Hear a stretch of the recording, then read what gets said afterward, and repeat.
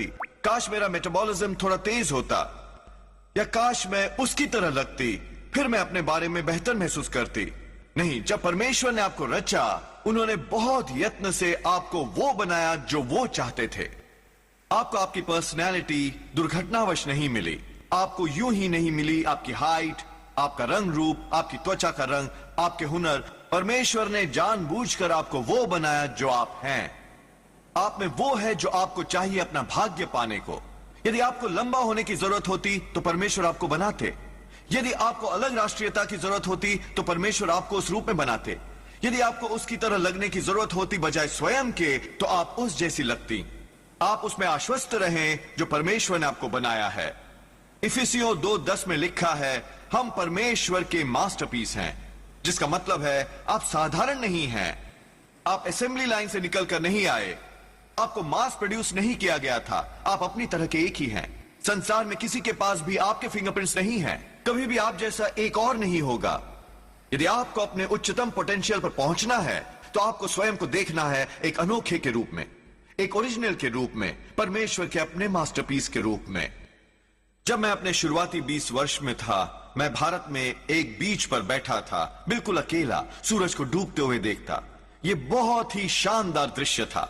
पानी इतना नीला था, जितनी दूर तक मैं देख सकता था, दाएं से बाएं मीलों मीलों तक सागर तट और नारियल के पेड़ थे, और क्षितिज पर सूरज बहुत बड़ा था, बस डूबने ही वाला था। जब मैं वहां बैठा था, याद करते हुए, अपनी गुजरी जिंदगी के बारे में सोचते हुए, मैंने सुना कि परमेश्वर मुझसे कुछ पूछ रहे हैं। ऊंची आवाज में नहीं, पर अंदर यहां एक एहसास जागा। उन्होंने कहा, जोएल, तुम सोचते हो ये एक सुंदर तस्वीर है ना? मैंने कहा, हाँ प्रभु, मैं सोचता हूं ये एक आलीशान नजारा है। उन्होंने कहा, खैर तुम्हारे ख्याल से मेरी सबसे बेशकीमती पेंटिंग कौन सी होगी? मेरी सबसे कमाल की रचना। मैंने एक क्षण के लिए सोचा। मैंने कहा, प्रभु मेरे ख्याल से ये सूर्यास्त ही होगा, ये शानदार है। उसने कहा, नहीं, उस साल इससे पहले मैं रॉकी माउंटेन्स पर गया था, वो कमाल के थे। मैंने कहा, प्रभु शर्तिया रॉकी माउंटेन्स हैं। उन्होंने कहा, नहीं। मैंने सोचा ये क्या हो सकता है, सौर मंडल, आकाश गंगा? उन्होंने कहा, नहीं जोएल, मेरी सबसे कीमती संपत्ति, वो पेंटिंग जिस पर मुझे सबसे ज्यादा गर्व है, वो हो तुम। मैं सोचा, मैं? ये नहीं हो सकता, मैं साधारण हूं, मैं बाकियों की तरह ही हूं। उन्होंने कहा, नहीं, तुम समझ नहीं रहे। जब मैंने सौर मंडल बनाया, वो सागर, वो पहाड़, मुझे उन पर गर्व था, वो बढ़िया था। पर जोएल, जब मैंने तुम्हें बनाया, मैंने अपना ही जीवन तुम में फूंका। मैंने तुम्हें बनाया अपनी छवि में। दोस्तों, आप परमेश्वर की सबसे बहुमूल्य संपत्ति हैं। अपने बारे में खराब महसूस करते हुए घूमते न फिरें। यह सोचना छोड़ दें कि काश आप लंबे होते, बेहतर पर्सनैलिटी होती, या किसी और की तरह लगते। आपको पेंट किया गया सबसे लाजवाब पेंटर ने, जो कभी और हो ही नहीं सकता। जब परमेश्वर ने आपको रचा, वो पीछे हटे और आपको देखा, कहा यह अच्छा है, एक और मास्टरपीस। उन्होंने अपने अप्रूवल की छाप लगा दी। आप जानते हैं कैसे आपके शर्ट्स के पीछे ज्यादातर समय वहां एक टैग होता है जिस पर लिखा है made in America, made in China, made in Mexico. खैर, इसी तरह आप पर एक टैग लगा है जिस पर लिखा है मेड बाय ऑलमाइटी गॉड। अब तन कर खड़े हो जाएं, अपना सर ऊपर उठा लें। आपकी कीमत बहुत ज्यादा है। आपकी रगों में शाही खून बह रहा है। आप अनुग्रह का ताज पहने हैं। जब सुबह वो विचार आते हैं, आपको वो हर बात बताते हुए जो आप नहीं हैं, आपको खुद को याद दिलाना चाहिए, मेरे ऊपर सब जगह परमेश्वर के फिंगरप्रिंट्स हैं। जिस तरह मैं दिखता हूं, जिस तरह मैं मुस्कुराता हूं, मेरे हुनर, मेरी पर्सनैलिटी, मैं जानता हूं मैं एवरेज नहीं हूं, मैं एक मास्टरपीस हूं। ये विचार है जो आपके मन में चलना चाहिए पूरे दिन भर। ये नहीं मैं स्लो हूं, मैं अनाकर्षक हूं, मैं धरती के 7 बिलियन लोगों में से बस एक हूं। नहीं, परमेश्वर ने कोई भी चीज एवरेज नहीं बनाई है। यदि आप में सांस लेने को सांस है, आप एक मास्टरपीस हैं। अब लोग शायद आपको एवरेज महसूस कराने की कोशिश करें। आपके अपने विचार आपको यकीन दिलाने की कोशिश करें कि आप साधारण हैं। जीवन आपको नीचे धकेलने की कोशिश करेगा और आपकी कीमत का एहसास चुराने की। इसीलिए पूरे दिन भर आपको खुद को याद दिलाना होगा कि आपका पेंटर कौन है। जब आप उस तथ्य पर सोचते हैं कि सर्वशक्तिमान परमेश्वर ने आप में अपना जीवन फूंका है, उन्होंने आपको अप्रूव किया है, आपको साधन संपन्न किया है, तो कोई भी विचारहीन आत्मसम्मान या घटियापन का हो, उसे आने का चांस नहीं। कुछ साल पहले मैं किसी के घर पर था और उन्होंने दीवार पर ये सब पेंटिंग्स लगा रखी थी और मुझे वो कुछ खास इंप्रेसिव नहीं लगी। दरअसल उनमें से कुछ तो ऐसी लगती थी जैसे उन्हें किसी बच्चे ने पेंट किया हो। बहुत एब्स्ट्रैक्ट मॉडर्न पेंटिंग्स, पेंट यहां वहां फेंका गया। और उस शाम बाद में उन्होंने जिक्र किया कि कैसे उन्होंने उनमें से एक पेंटिंग के लिए $1 मिलियन से भी ज्यादा दिए थे। मैंने उसे दोबारा देखा और कहा, वाह, ये कितनी सुंदर है ना। बाद में पता चला कि वो एक ओरिजिनल पिकासो थी जिसे मशहूर कलाकार ने पेंट किया था, पाब्लो पिकासो ने। उस रात ये विचार आया कि ऐसा नहीं है कि पेंटिंग कैसी लगती है, ये वो है कि पेंटर कौन है। पेंटिंग को उसका मूल्य प्राप्त होता है उसके रचनाकार से। इसी तरह ही हमारी कीमत इससे नहीं है कि हम कैसे लगते हैं या हम क्या करते हैं या हम किसे जानते हैं। हमारी कीमत इस सच्चाई से है कि सर्वशक्तिमान परमेश्वर हमारा पेंटर है। अब उसकी आलोचना मत करें जो परमेश्वर ने पेंट किया है। स्वयं को स्वीकारें, स्वयं को मान्यता दें। आप एक दुर्घटना नहीं हैं, आपको भयभीत होकर लाजवाब बनाया गया है।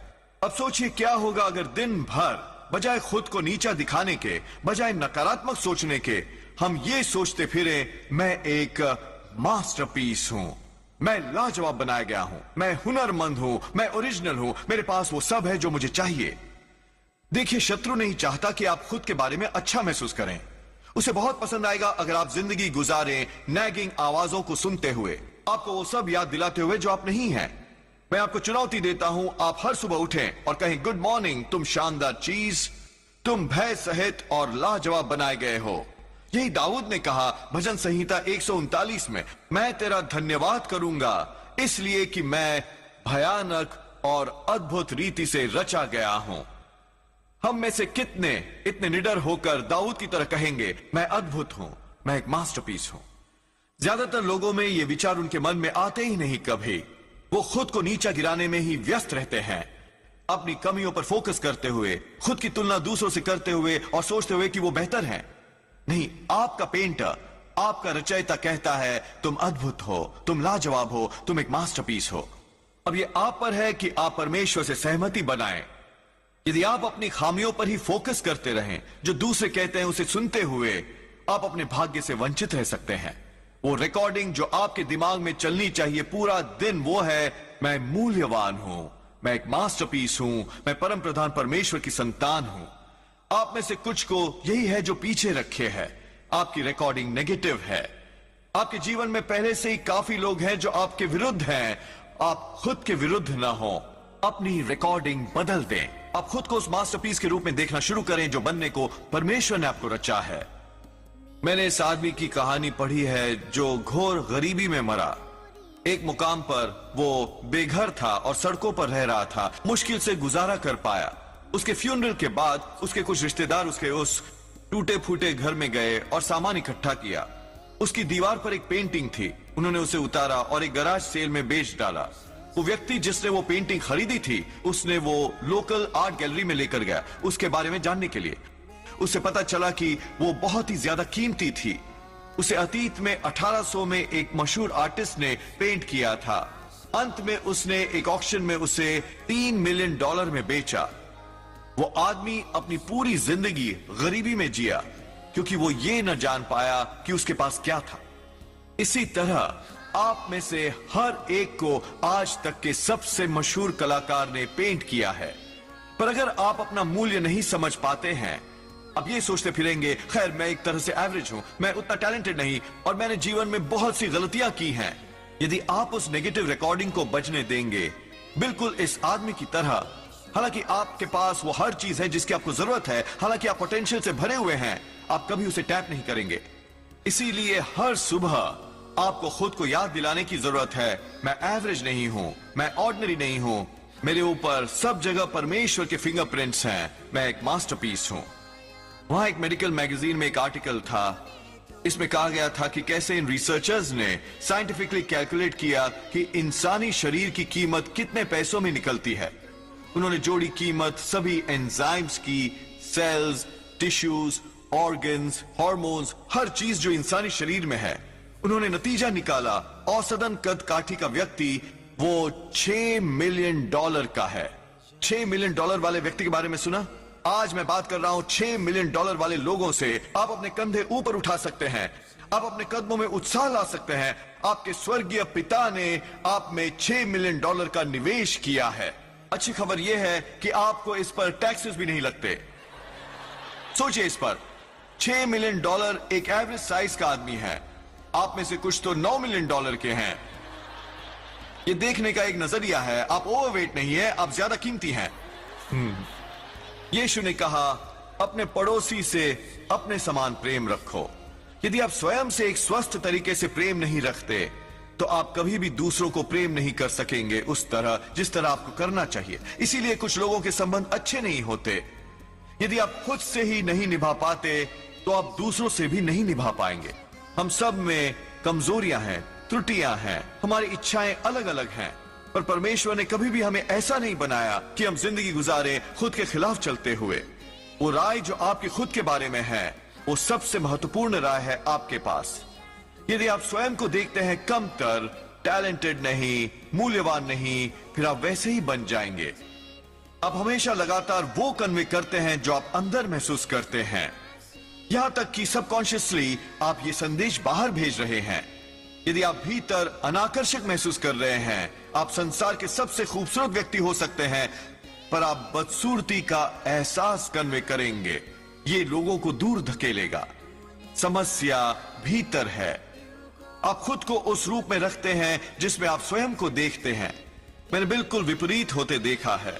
कुछ साल पहले मैं एक युवती से मिला और बाहर से कुदरती तौर पर मैं ये बहुत आदरपूर्वक कहूंगा, वो कुछ ज्यादा आकर्षक नहीं थी। उसमें वो कुदरती सौंदर्य नहीं था, पर मैं आपको बता दूं कि भीतर से उसमें कमाल की खूबसूरती थी। वो जानती थी कि वो सर्वशक्तिमान परमेश्वर की छवि में बनी है। वो जानती थी कि वो अनुग्रह का ताज पहने हैं। शायद वो ऑर्डिनरी लगती हो, पर वो एक्स्ट्रॉर्डिनरी सोचती थी। वो स्वयं को महारानी की तरह पेश करती थी। वो चलती जैसे वो शाही परिवार की हो। वो मुस्कुराती जैसे वो मिस अमेरिका हो।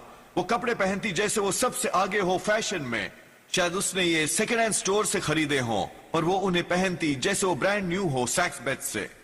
मैं बस यही कह सकता हूं, यू गो गर्ल। कितना फर्क है। अपने अंदर वो स्वयं को देखती है खूबसूरत, सशक्त, टैलेंटेड, कीमती। जो अंदर है वो अंत में बाहर नजर आ जाएगा, क्योंकि आप स्वयं को एक मास्टरपीस के रूप में देखते हैं। उससे निकलती है शक्ति, सुंदरता, आत्मविश्वास। यह है कुंजी। लोग आपको देखते हैं उस रूप में जिस रूप में आप खुद को देखते हैं। यदि आप स्वयं को देखते हैं शक्तिशाली, टैलेंटेड, बेशकीमती, इसके साथ उसी तरह ही दूसरे लोग आपको देखेंगे। यही संदेश है जो आप बाहर दे रहे हैं। पर यदि आप स्वयं को देखते हैं किसी तरह कम, टैलेंटेड नहीं, कीमती नहीं, इसी तरह दूसरे भी आपको देखेंगे। आप में से कुछ, यदि आप अपने बारे में स्वयं की राय को बदल दें, यदि आप बंद करें फोकस करना कमियों पर और वो चीज जो आप कामना करते हैं कि अलग होती, यदि आप स्वयं की तुलना करना बंद करें किसी और से जिसके बारे में आप सोचते हैं कि वो बेहतर है, और स्वयं को प्रेम करना शुरू करें स्वस्थ तरीके से, उस पर गर्व करके जो परमेश्वर ने आपको बनाया है, फिर आप ये अलग संदेश भेजते हैं। ये लाएगा नए अवसर, नए रिश्ते, नए स्तर का परमेश्वर का अनुग्रह। यही इजरायलियों ने किया। जब उन भेदियों में से 10 उस प्रतिज्ञा के प्रदेश से लौटे, उन्होंने देखा कि उनके विरोधी कैसे थे। उन्होंने मूसा से कहा, हम अपनी दृष्टि में उनके सामने टिड्डे के समान दिखाई पड़ते थे, और ऐसे ही उनकी दृष्टि में मालूम पड़ते थे। गौर करें, उन्होंने ये नहीं कहा कि मूसा, उन लोगों ने हमारा अपमान किया, उन्होंने हमें टिड्डा कहा। नहीं, वो स्वयं अंदर गए, टिड्डे की मानसिकता लिए। उन्होंने कहा, हम अपनी दृष्टि में टिड्डे के समान जान पड़ते थे। यही उन्होंने संदेश दिया भी। यहां वो सिद्धांत है जो काम किया। ऐसे ही उनकी दृष्टि में मालूम पड़ते थे। दूसरे शब्दों में, उन्होंने हमें देखा जैसे हम स्वयं को देखते थे। यदि आप घटियापन का एहसास ओढ़ेंगे तो लोग आपसे घटिया बर्ताव करेंगे। आपको शायद लगे कि आप नुकसान की स्थिति में हैं, इजरायलियों की तरह। आप में वैसा आकार नहीं, टैलेंट नहीं, शिक्षा नहीं, तो कोई बात नहीं। सिर्फ यही मायने रखता है कि सर्वशक्तिमान परमेश्वर ने आप में जीवन फूंका है। उन्होंने आपको बनाया है भाग्यशाली व्यक्ति। उन्होंने आपके अंदर महानता के बीज डाले हैं। अब अपनी भूमिका निभाएं। आप स्वयं को देखने लगे उस मास्टरपीस के रूप में जिसे परमेश्वर ने रचा है। शास्त्र वचन बताता है कि कैसे परमेश्वर ने हमें राजा और याजक बनाया है अपने अधीन। पुरुषों, आपको स्वयं को देखना शुरू करना है राजा के रूप में। स्त्रियों, आपको स्वयं को देखना शुरू करना है रानी के रूप में। खुद को शाही परिवार सा पेश करो, घमंड में नहीं, ये सोचते हुए कि आप दूसरों से बेहतर हैं, मैं बात कर रहा हूं कि विनम्रता से उस पर गर्व करें जो परमेश्वर ने आपको बनाया है। आप किसी और से बेहतर नहीं हैं, पर मैं आपको बता दूं, आप किसी से कम भी नहीं हैं। कोई मायने नहीं कि आपके पास कितनी डिग्रियां हैं, कोई फर्क नहीं पड़ता कि आप किस महत्वपूर्ण परिवार से हैं। नहीं, ये समझ लें कि आपके पिता ने पूरी सृष्टि की रचना की है। जब उन्होंने आप में जीवन फूंका और आपको इस धरती पर भेजा, आप एक साधारण रूप में नहीं आए, आप एक एवरेज बनकर नहीं आए। उन्होंने आपके सर पर आदर का ताज रखा है। अब एक रॉयल्टी की तरह सोचना शुरू करें, रॉयल्टी की तरह बोलना, रॉयल्टी की तरह पहनना, रॉयल्टी की तरह चलना, रॉयल्टी की तरह व्यवहार करना। कुछ साल पहले मैं इंग्लैंड में था और वो क्वीन का सम्मान करने के लिए एक सेरेमनी कर रहे थे। जब क्वीन उस कमरे में आई, आप महसूस कर सकते थे वो शक्ति, वो आत्मविश्वास, वो डिग्निटी। उसने अपना सर ऊपर उठाए रखा था, उसके चेहरे पर सुहानी मुस्कान थी और उसने सबको हाथ हिलाया जैसे वो उसके बेस्ट फ्रेंड हों। दिलचस्प ये है कि उस कमरे में सब तरह के महत्वपूर्ण लोग थे। वहां दूसरे देशों के राष्ट्रपति थे, संसार के सुप्रसिद्ध एंटरटेनर्स थे, मशहूर एथलीट्स, साइंटिस्ट, सबसे प्रतिभावान और सबसे टैलेंटेड लोग संसार भर से। अब मैं ये आदरपूर्वक कहता हूं कि क्वीन उस कमरे में सबसे खूबसूरत इंसान नहीं थी। वहां दूसरी महिलाएं भी थी जो उम्र में छोटी थी, ज्यादा खूबसूरत, पर जिस तरह क्वीन ने खुद को पेश किया, आप शायद सोचते कि वो कैट्स म्याओ है। सब पर वो छा गई, शक्तिशाली, आत्मविश्वासी, सुरक्षित।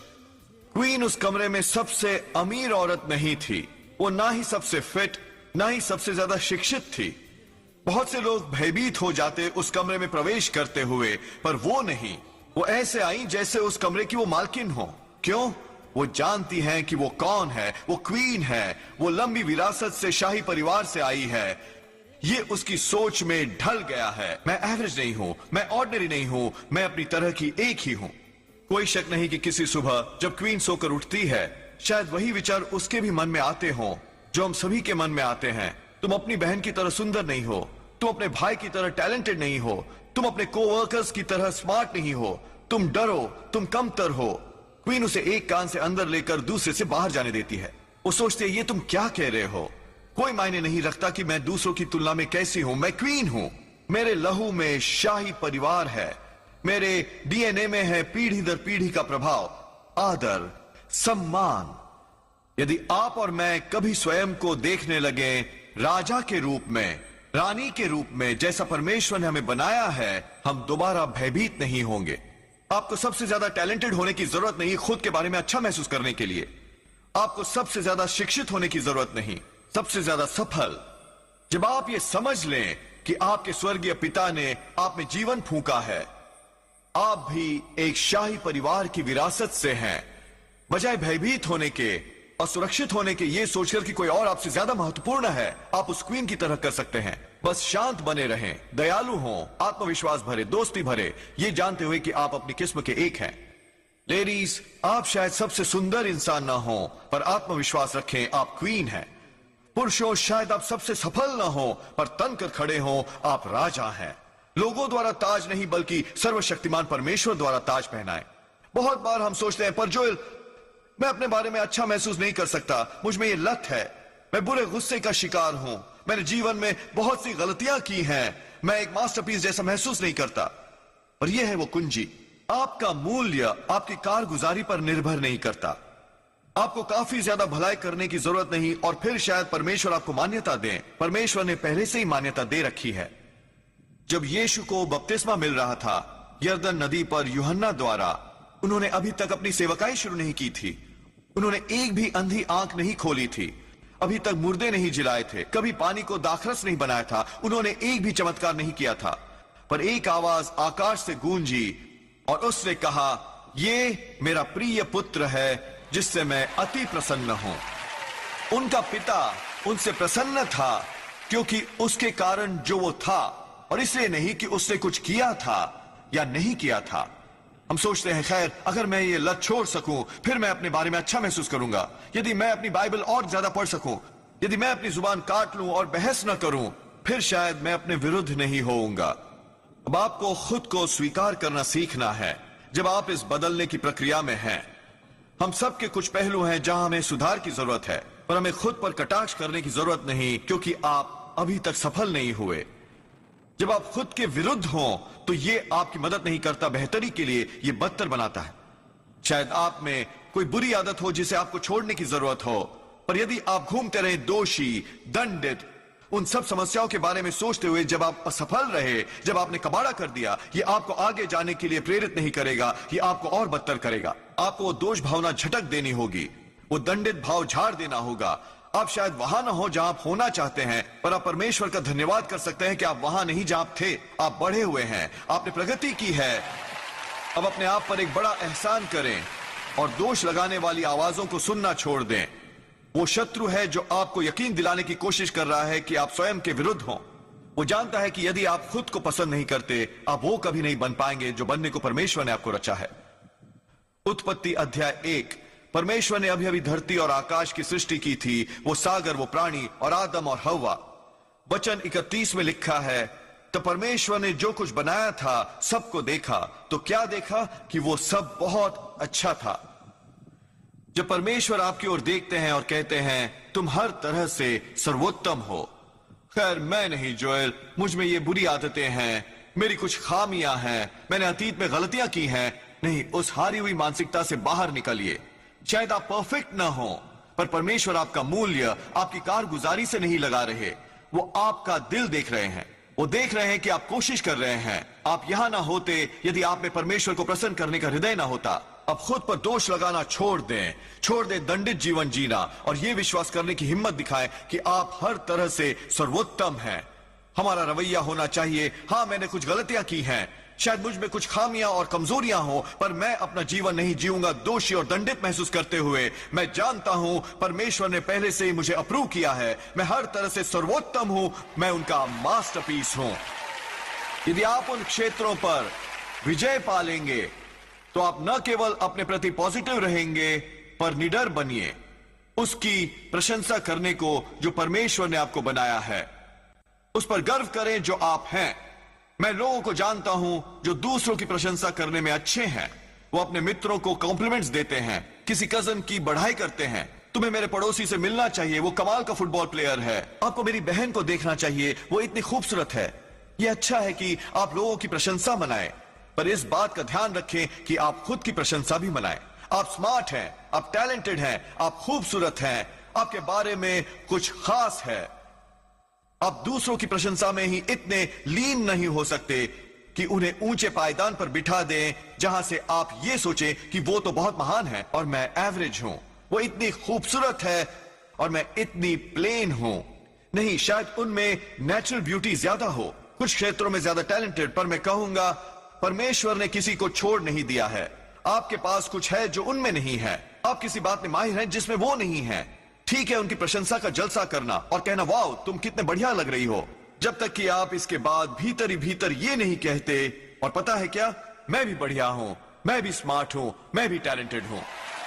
मैंने इस आदमी के बारे में सुना था। वो एक छोटे से शहर का मेयर था। वो एक परेड में था, मुख्य सड़क पर एक फ्लोट पर सवार। उसके साथ उसकी पत्नी थी। वो सबको देखकर अपना हाथ हिला रहा था। तब उसने अपनी पत्नी के पूर्व बॉयफ्रेंड को भीड़ में देखा। उसका लोकल गैस स्टेशन था जिसे वो चलाता था। उसने अपनी पत्नी से कहा, अच्छा हुआ ना तुमने उससे शादी नहीं की, वरना तुम गैस स्टेशन में काम कर रही होती। उसने उत्तर दिया, नहीं, अगर मैंने उससे शादी की होती तो वो मेयर होता। देखिए, आपको पता होना चाहिए कि आप कौन हैं। परमेश्वर आप में जीवन फूंकते हैं, आपकी रगों में शाही खून है, आप हर तरह से सर्वोत्तम हैं। अब अपना कंधा पीछे ले जाइए, सर उठाकर खड़े हो जाइए, खुद को रॉयल्टी की तरह पेश करना शुरू कीजिए। आप एवरेज नहीं हैं, आप ऑर्डिनरी नहीं हैं, आप एक मास्टरपीस हैं। हर सुबह उठिए और खुद को याद दिलाइए आपका पेंटर कौन है। आपका मूल्य इससे नहीं बनता कि आप कौन हैं, ये इससे बनता है कि आप किसके हैं। याद रखिए, सबसे अहम राय जो आपके पास है वो है आपकी अपने बारे में राय। आप खुद को किस रूप से देखते हैं, लोग आपको उसी रूप से देखेंगे। मैं आज आपसे मांग रहा हूं कि आप खुद को राजा के रूप में देखें, स्वयं को क्वीन के रूप में देखें, घमंड में नहीं पर विनम्रता में। आप में से कुछ को उस रिकॉर्डिंग को बदलने की जरूरत है जो आपके मन में चल रही है। मैं स्लो हूं, मैं अनाकर्षक हूं, मेरे विषय कुछ भी खास नहीं। दाऊद की तरह कहने की